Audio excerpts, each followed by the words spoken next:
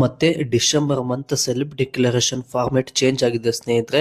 Change ಆಗಿರೋದು ಯಾವುದೆಲ್ಲ option select ಮಾಡ್ಕೋಬೇಕು ಅನ್ನೋದನ್ನು ತಿಳಿಸ್ಕೊಟ್ಟು ಬಿಡ್ತೀನಿ. ಅದರಲ್ಲಿ ಏನೇನಿದೆ ಅಂದರೆ ಸ್ನೇಹಿತರೆ, ನಿಮ್ಮ ಅಗ್ರಿಗೇಟ್ ಟೋಟಲ್ ಮಾರ್ಕ್ಸ್ ಒಂದು ಎಕ್ಸ್ಟ್ರಾ ಕೊಟ್ಟಿದ್ದಾರೆ. ಅದನ್ನು ಕೂಡ ನೀವು ಅಗ್ರಿಗೇಟ್ ಅಂದರೆ ನೀವು ಪರ್ಸೆಂಟೇಜ್ ಏನು ತೊಗೊಂಡಿರ್ತೀರಲ್ಲ ಟೋಟಲ್ ಮಾರ್ಕ್ಸು ಮತ್ತು ಪರ್ಸೆಂಟೇಜ್ ಎಷ್ಟಾಗಿದೆ ಅನ್ನೋದನ್ನು ಟೈಪ್ ಮಾಡಬೇಕು. ಮತ್ತು ಅದರ ಜೊತೆಗೆ ಟೆಕ್ನಿಕಲ್ ನಾನ್ ಟೆಕ್ನಿಕಲ್ ಬ್ಯಾಕ್ಗ್ರೌಂಡ್ ಅಂತ ಕೇಳುತ್ತೆ. ಟೆಕ್ನಿಕಲ್ ಬ್ಯಾಕ್ಗ್ರೌಂಡ್ ಅಂದರೆ ಇಂಜಿನಿಯರಿಂಗ್ ಏನು ಮುಗಿಸಿ ಡಿಗ್ರಿ ಮಾಡಿರ್ತಾರಲ್ಲ ಅವ್ರು technical background, BA BCom diploma ಇವರು ನಾನ್ ಟೆಕ್ನಿಕಲ್ ಬ್ಯಾಕ್ಗ್ರೌಂಡಲ್ಲಿ ಬರ್ತಾರೆ. ಇದನ್ನು ಸೆಲೆಕ್ಟ್ ಮಾಡ್ಕೋಬೋದು. ಮತ್ತು ತರಬೇತಿ ಕೌಶಲ್ಯಕರ ಕರ್ನಾಟಕ ತರಬೇತಿ ನಿಮ್ಗೆ ಇಂಟ್ರೆಸ್ಟ್ ಇದೆಯೋ ಇಲ್ಲ ಅಂತ ಕೇಳುತ್ತೆ.